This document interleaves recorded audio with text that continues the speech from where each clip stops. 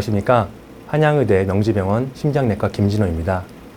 여러분들께서는 혹시 우리나라 사망원인 2위가 무엇인지 알고 계십니까? 우리나라 사망원인 2위는 심장혈관 질환입니다. 오늘은 그 중에서 대표적인 질환인 협심증과 심근경색에 대해서 알아보도록 하겠습니다. 네, 여러분들께서는 혹시 계단을 오르거나 아니면 운동을 하거나 산을 탈 때 가슴이 뻐근하거나 쥐어짜거나 조이는 듯한 그런 흉통을 느껴본 적 있으신가요? 우리는 그러한 증상이 있을 때 보통 협심증이라고 부릅니다.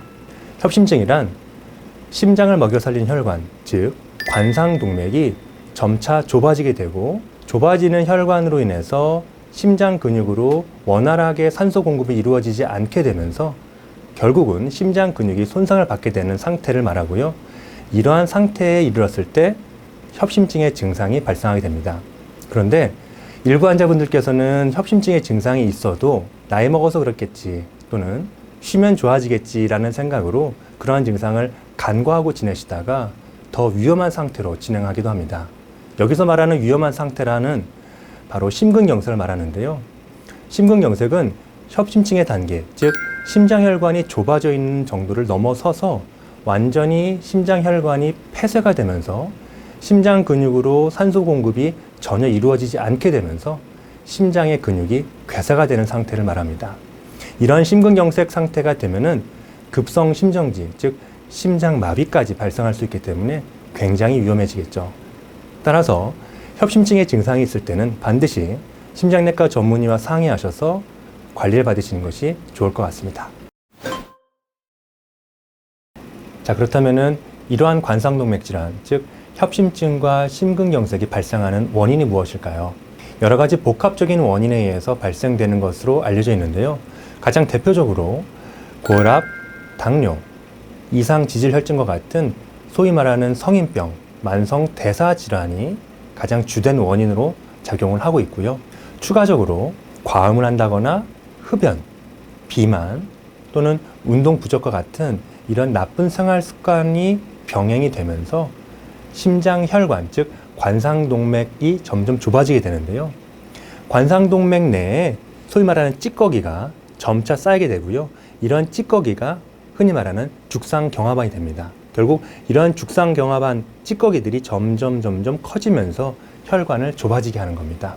결국 50에서 70% 이상 혈관이 좁아지게 되면은 앞서 말씀드렸던 협심증의 증상이 유발되게 되고요. 더 나아가서 좁아져 있는 죽상경화반 주변으로 해서 혈전이 생기면서 갑자기 혈류 공급이 차단되는 상태가 되면은 바로 그것이 심근경색이 되는 것입니다. 이러한 관상동맥 질환, 즉 협심증과 심근경색을 치료하는 방법은 크게 세 가지가 있습니다. 그 중에서 가장 기본이 되는 치료는요, 약물 치료입니다. 최근에 개발된 많은 약물들은 굉장히 효과적인데요. 앞서 말씀드렸던 심장혈관 내 찌꺼기, 즉 죽상경화반의 생성 및 진행을 억제하는 예방 효과뿐만이 아니고요. 더 나아가서 이미 기존에 생성이 되어져 있는 죽상경화반의 크기를 일부 환자들한테서는 크기 자체도 줄인다는 보고가 되고 있기 때문에 약물 치료는 심장혈관 질환 환자들한테서 굉장히 중요한 부분을 차지하고 있습니다. 더 나아가서 이런 심장혈관에 대한 약들은 단순히 심장에만 작용하는 것이 아니고요. 뇌혈관에도 작용을 함으로써 우리가 흔히 말하는 중풍, 뇌경색과 같은 질환도 예방하는 효과가 있기 때문에 각종 혈관계 질환들의 예방을 하는 데 역할을 주고 있어서 굉장히 효과적인 치료라고 할 수 있겠습니다.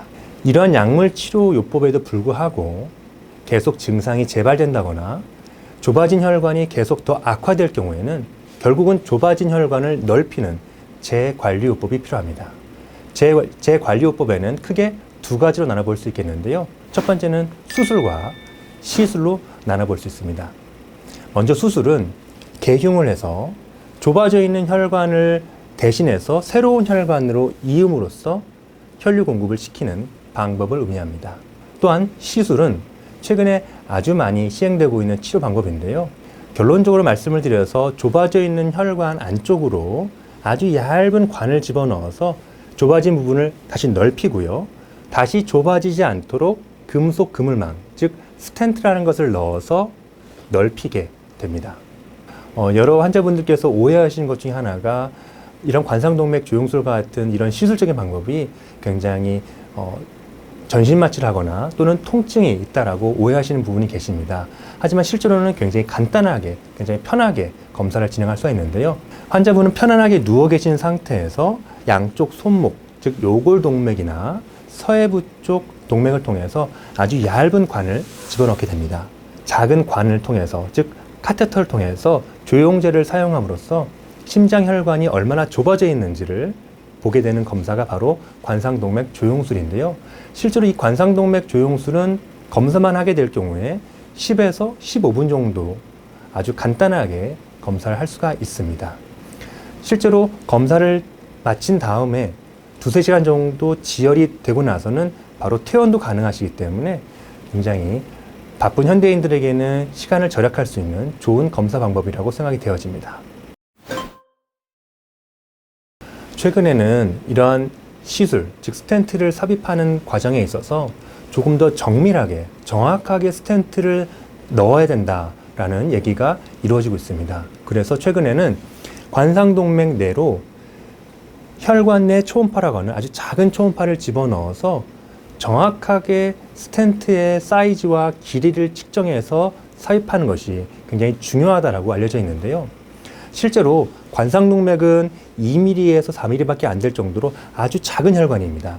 그러한 작은 혈관에 0.1mm만 오차가 생기더라도 환자의 예후에 밀접한 연관성이 미칠 수가 있습니다. 그런데 기존의 관상동맥 조영술만으로, 즉 사람의 육안만으로 심장 혈관에 대해서 평가를 하고 스텐트의 사이즈라든가 길이를 가늠해서 추정해서 삽입했던 옛날 방식과는 달리 최근에는 앞서 말씀드렸던 혈관 내 초음파를 통해서 정확하게 죽상경화반의 크기와 길이 등을 측정을 한 다음에 거기에 맞는 스텐트의 길이와 사이즈를 정하게 되고요. 정해진 그 스텐트를 삽입을 해서 정확한 환자분의 맞춤형 스텐트를 삽입하는 것이 더 좋다라고 알려져 있습니다. 저희 명지병원에서는 이러한 영상검사, 즉 혈관 내 초음파를 통해서 환자분한테 가장 적합한 스텐트의 사이즈와 길이, 종류를 선택해서 삽입을 하고 있습니다. 네, 오늘 관상동맥 질환, 그 중에서도 협심증과 심근경색에 대해서 살펴봤는데요. 언제든지 가슴이 불편하시거나 답답한 증상이 있을 경우에는 저희 심장내과 전문의와 상의하셔서 관리받으시기 바랍니다. 감사합니다.